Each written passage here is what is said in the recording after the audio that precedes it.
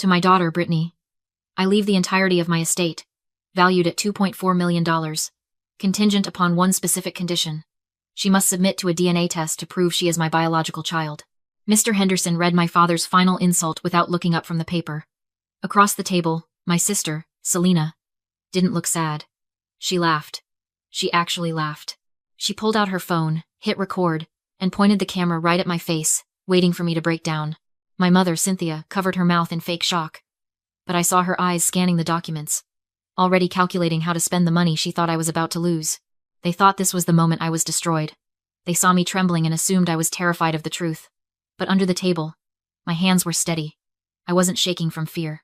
I was shaking because I knew something they didn't. I wasn't the one walking into a trap.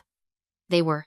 Before I show you the piece of paper that destroyed my mother's life in 3 seconds, drop a comment. Where are you watching from? And have you ever had a secret that could burn your whole family down? Mr. Henderson, I stammered, letting my voice crack just enough to sound pathetic. Can we handle this without the test? I don't want to drag Dad's name through the mud. I slumped in my chair, wrapping my arms around myself like a frightened child. To them, I looked like a woman on the verge of losing everything. They saw a 30-year-old failure who had spent the last 5 years wiping up vomit and changing adult diapers. They didn't see Brittany, the forensic accountant who had spent a decade auditing shell companies and hunting down hidden assets for federal indictments. They saw the mask, not the auditor. Selena snorted, the sound sharp and ugly in the quiet room. Oh, please. Now she cares about Dad's name? You're just terrified because you know the truth. You're a genetic error, Brittany. A bad investment Dad finally decided to write off. I looked at my mother, pleading with my eyes. Mom, please. We don't need to do this. The estate is worth $2.4 million. Let's agree to split it 3 ways. We burn the test. We all walk away with $800,000. That's enough for everyone. It was the perfect bait. I offered them safety. I offered them a guaranteed win. A rational person would have taken the money. But I wasn't dealing with rational people. I was dealing with narcissists, who had spent decades building a throne on top of my back. This is what we in the industry call the sunk cost of greed.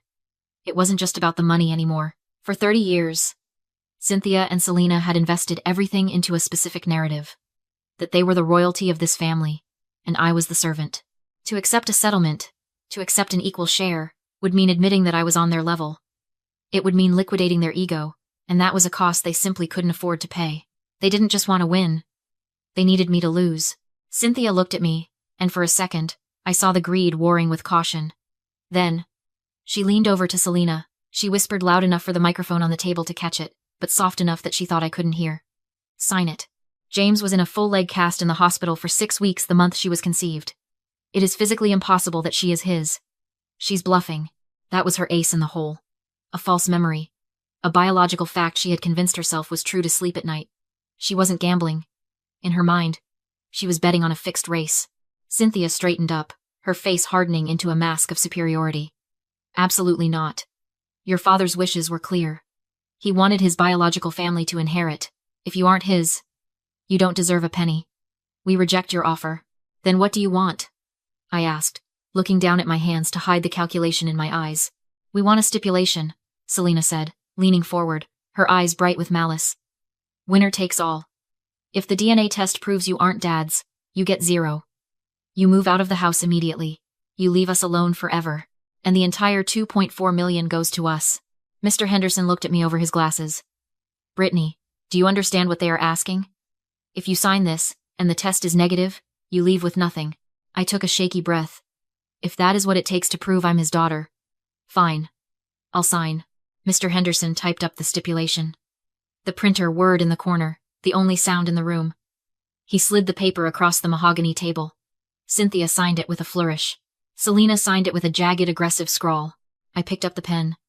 My hand trembled, but not from fear. It was the vibration of a trap snapping shut. I signed my name. It's done, Cynthia said, reaching for the folder. Now, when can we schedule this test? I set the pen down. The act was over. I stopped slouching. I stopped shaking. I looked up, and for the first time that day, I let them see my real eyes. Mr. Henderson pressed his notary stamp onto the document. The thud echoed off the glass walls like a gavel striking a block. The contract was legal, binding, irreversible. While the ink dried, I looked across the table at Selena. She was checking her reflection in the darkened screen of her phone, adjusting a stray lock of hair. She looked perfect. Rested. Expensive. She looked like someone who had spent the last 5 years in Tulum and Bali, curating a feed of wellness retreats and positive vibes while I was drowning in a sea of antiseptic and bodily fluids. They say you can't put a price on family duty. I disagree. As a forensic accountant, I put a price on everything. I closed my eyes for a second and the smell hit me. Not the leather of the law office, but the phantom stench of bleach and decay that had clung to my skin for 1,800 days. I remembered the 3 a.m. alarms to turn my father so he wouldn't get bed sores. I remembered the sound of the feeding tube pump, a rhythmic mechanical click that became the soundtrack of my insomnia. I remembered the way he would scream at me when the dementia took hold, calling me a thief, a stranger, a burden, while I wiped the vomit from his chin. Where was Cynthia then? She was at wellness seminars in Sedona, spending Dad's pension on crystal healing to protect her energy from his illness. Where was Selena? She was posting throwbacks of Daddy's Girl on Instagram for likes, captioning them with heart emojis, while I was arguing with insurance adjusters about the cost of adult diapers. They looked at me now, with my slumped shoulders, messy bun, and dark circles, and they saw a defeat. They saw a woman who had wasted her prime years being a maid. They didn't understand that I hadn't just been cleaning up messes. I had been auditing them. I didn't quit my job as a senior forensic auditor at a top-tier firm because I was soft or because I had nothing else going on, as Dad liked to tell the neighbors. I quit because I knew that if I wasn't there to watch the money, Cynthia would have drained the accounts dry before the cancer even took him. I stayed to protect the asset. I stayed because I knew that one day, this moment would come. I looked at my mother. She was smiling now, a small, tight expression of victory. She thought she had just secured her retirement. She thought the years of neglect, the years of treating me like hired help she didn't have to pay, were about to pay off. They didn't know that every time they mocked me for being single, for living in that house, for having no life, I was adding a line item to a mental ledger. Every insult was a debit. Every missed birthday was interest accrued. This $2.4 million wasn't a gift. It wasn't a windfall. It was back pay. It was severance. It was the invoice for 5 years of slavery, and I was finally ready to collect. Mr. Henderson, I said, my voice dropping the tremble, smoothing out into the cool, professional tone I used to use when testifying in federal fraud cases. I don't need 7 days. Cynthia frowned, confusion flickering behind her eyes. What do you mean? I mean I don't need a week to get a DNA test, I said, reaching into my tote bag. I prepared for this. I reached into my bag, but I didn't pull out a tissue to wipe away my tears. I pulled out a heavy, cream-colored envelope sealed with red security tape. I slid it across the mahogany table until it rested directly in front of Mr. Henderson. Sir, I said, my voice steady and devoid of the tremble I'd faked 5 minutes ago. This is a certified medical examiner's report, notarized this morning at 8 a.m. It contains a comprehensive genetic analysis comparing my DNA, Selena's DNA, and the post-mortem samples taken from my father during his autopsy. Mr. Henderson looked at the envelope, then at me. He saw the change. The slumped shoulders were gone. The fear was gone. He picked up the envelope, slit the seal with his letter opener, and pulled out the documents. The room was silent, save for the hum of the air conditioning. Cynthia's smile faltered. Selena lowered her phone slightly, her brow furrowed in confusion. They were waiting for him to dismiss it, to tell me I was desperate. Mr. Henderson read the first page. He flipped to the second. Then, he slowly took off his reading glasses and looked at my mother. It wasn't a look of sympathy. It was a look of professional horror. That look was all the validation I needed. Now, I said, standing up, let me show you what he's reading. I pulled my laptop from my bag and connected it to the cable in the center of the table. The large screen on the wall flickered to life. Slide 1, I said. The screen displayed a simple bar graph. Subject A. Brittany. 99.998% paternal match to James. I am James's biological daughter, I said, looking directly at Selena. The test you demanded? I passed. The genetic error? That wasn't me. Cynthia let out a breath. A high, thin sound. She thought she was safe. She thought the worst-case scenario was that we split the money. She had forgotten the contract she just signed. Winner takes all. But Dad didn't just want to know if I was his, I continued, clicking the next key.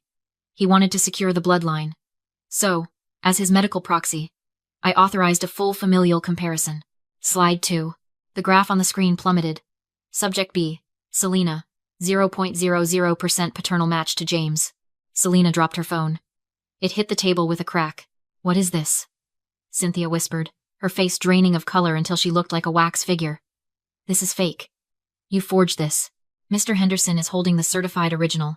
I said coldly. And since you were so confident about Dad's broken leg, let's talk about where Dad actually was 30 years ago. He was in traction. You were working late shifts as a receptionist at the clinic. I clicked the final key. Slide 3. 2 photos appeared side by side. On the left, a candid shot of Selena from her Instagram. On the right, a headshot of a man from a hospital directory circa 1995. Dr. Julian Croft. Cynthia's old boss. The resemblance wasn't just close. It was undeniable. The same hooded eyes. The same weak chin. The same slightly crooked nose that Selena had spent $5,000 trying to fix with fillers. It turns out, I said, my voice filling the dead silence of the room, that biology doesn't care about your narrative, Mom. Selena isn't a Morgan. She never was. And according to the document you just forced me to sign, she inherits absolutely nothing. Fine, Cynthia said, her voice trembling with a mixture of rage and panic. She shoved the folder away from her as if it were radioactive. Keep the estate. Keep the house. Keep the stocks. I don't care. She straightened her spine, smoothing the front of her designer blouse, trying to reassemble the mask of the grieving widow. The life insurance policy is separate. It's a $1 million payout. And I am the sole named beneficiary. The will doesn't touch that. Neither does this ridiculous science project. She looked at Mr. Henderson, desperate for validation. Tell her, Charles. The insurance is mine. Mr. Henderson didn't answer. He was looking at me. I let out a low, humorless laugh. It was the sound of a forensic auditor watching a CEO try to shred documents while the FBI is already in the lobby. You still don't get it, do you? I asked, leaning back in my chair. You think Dad requested this DNA test because he doubted me? Mom. Dad knew I was his. He saw his own face in the mirror every time he looked at me. He didn't demand this test to prove who I was. He demanded it to prove who you are. Cynthia's eyes narrowed. What are you talking about? The prenup, I said. I read it. Dad couldn't divorce you while he was alive, because the prenuptial agreement you signed 30 years ago had no infidelity clause. If he left you, he would have taken half his business and the house. He was trapped. So, he built a Trojan horse. I tapped the laptop key again. A new document appeared on the screen. It was a scanned copy of the life insurance policy, dated 1994. Dad didn't update his will to hurt me, I explained, my voice clinical. He did it to create a post-mortem legal trigger. See Section 8, Paragraph C? It's a standard moral turpitude clause common in high-value policies from the 90s. If the primary beneficiary is proven to have engaged in deceptive practices regarding the fundamental structure of the domestic union, specifically, paternity fraud, the policy is voidable. Cynthia stood up, her knuckles white against the table. You can't prove that applies here. That takes years of litigation. It would, I agreed. If I hadn't already faxed the medical examiner's report and the supplemental DNA analysis to the insurer's Special Investigations Unit at 8:05 this morning. The color drained from Cynthia's face so fast I thought she might faint. I flagged the claim for fraud, Mom, I said softly. The payout is frozen. No one is getting that $1 million today. Or tomorrow. Maybe never. You reported your own mother? She whispered. I reported a crime, I corrected. Attempting to claim a spousal benefit while concealing paternity fraud is a felony in this state when the sum exceeds $100,000. So, here is your situation. The insurance company is going to open an investigation. They will subpoena these records. They will interview Dr. Croft's family. And if you fight this, you won't just lose the money. You will go to federal prison. I slid a single sheet of paper across the table. It was a release of interest waiver. Or, I said, you sign this. You waive your claim to the insurance policy. The money defaults to the contingent beneficiary, the only biological child, me. The investigation stops. You walk away with nothing. But you walk away free. Cynthia stared at the waiver like it was a trap because it was. Mr. Henderson offered her nothing but silence. And Selena sat rigid, eyes fixed on the wall as if she'd already checked out. The room felt smaller with every breath. This wasn't a family argument anymore. It was leverage. And I was the one holding it. Sign it, I said. Or I call the investigator back and tell him you're contesting. Her signature came out shaky and reluctant. The pen scratching like a surrender. She slid the paper toward me with trembling hands, suddenly looking less like the woman who ruled the house and more like someone being forced out of it. I'll take the deed now, I said, tucking the waiver away. Mr. Henderson handed me the property file. It wasn't heavy in my hands, it felt final. We're done, I said, turning for the door. You have 24 hours to vacate. Anything left behind gets donated. I honestly thought that was the end, that law and logic had closed the door. But the most dangerous moment with a narcissist isn't when you take their money. It's when you take their mask. Selena moved so fast it barely registered. 1 second she was still. The next she was blocking the exit. Back against the glass. Eyes wide and unnervingly bright. You think you can just walk away? She whispered. That spike that panic to rage swing has a name. An extinction burst. When control stops working, the person doesn't calm down. They escalate. They don't negotiate. They burn. Move, I said, tightening my grip on my bag. No. Then she smiled cold, deliberate, like someone committing to damage. She created chaos on purpose, knocking things over, making the room look violent, then raised her phone and went live. Help! Someone call 911! She screamed, pitching her voice into perfect terror. My sister's attacking me. She forged the will. She's hurting, Mom. She swung the camera onto me. To thousands of viewers, I looked exactly like the villain. Silent, standing there with a bag, not reacting. Selena framed the mess, her torn appearance, the broken items building a story in real time. Comments flooded in. Outrage multiplied by the second. She wasn't just trying to stop me from leaving. She was trying to erase my future, my job, my credentials, my reputation. Because if she couldn't keep the house, she'd settle for ruining the person who could. I didn't grab the phone. I didn't shout. I watched her performance the way an auditor watches someone destroy documents that have already been backed up. Then I cut through it, quiet, precise. Selena. Look up. She kept wailing. Look up. I repeated, pointing to the corner near the ceiling. A small dome camera sat there, barely noticeable except for the steady red light. You forgot where we are, I said. This is a deposition room. Probate-grade recording. Video and audio. It's been running since we walked in. Her face drained. Her phone lowered an inch. And on her live stream, the tone shifted. People started asking why there was a security camera. Why I wasn't fighting back. Why her story didn't match my stillness. I turned to Mr. Henderson. Did you make the call? I called 911 the moment things escalated, he said. They're already in the building. Elevator's coming up. Selena stumbled backward, trying to salvage it. I'll delete it. I'll end the stream. You can't delete the server backup, I said. And you can't delete what everyone just watched. The doors opened. 3 officers stepped in and took in the scene instantly. The mess, the hysterics, the phone still broadcasting, and me standing still with my hands visible. The lead officer asked what was happening. Mr. Henderson didn't hesitate. He pointed at Selena. She trashed my office, attacked her sister, and is filing a false report on a live stream. I have the security footage ready. Selena tried to pivot shirt, tears, claims, but the officers weren't focused on her performance. They were focused on the device in her hand still transmitting. Ma'am. Put the phone down. I'm a victim, she shrieked. My followers are watching. Good, I thought. Let them. They removed the phone, turned her around, and cuffed her. The clicks were loud enough for the live stream to catch. The comments detonated sympathy, collapsing into the internet's favorite sport. Turning on a liar. As they walked her out, crying for real now, I approached the officer holding the phone and pulled a final paper from my bag. Officer, while you process the false report and assault, can you serve this too? I handed him the eviction notice. She and her mother are trespassing on my property. I want them removed immediately. 24 hours to collect personal effects, supervised. He read it once and nodded. We'll handle it. I leaned toward the phone on the table, still hot, still live, and spoke calmly, just for the audience. Broadcast over. Then I ended the stream. Cynthia didn't leave like a queen. She left escorted, clutching her purse, pleading loudly about her age, her helplessness, her nowhere-to-go story, anything that might regain control. I didn't watch. I didn't feel guilt.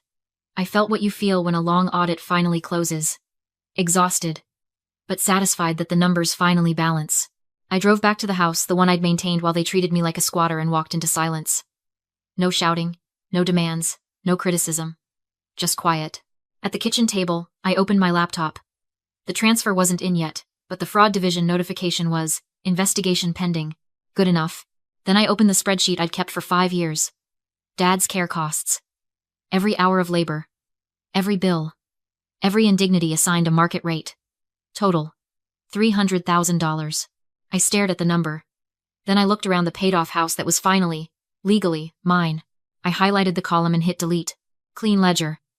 Clean break. They thought I was the maid. They forgot the maid holds the keys to every room. And now, I was the only one left inside. If you've ever had to become the villain in someone else's story just to survive your own, share this. You aren't alone.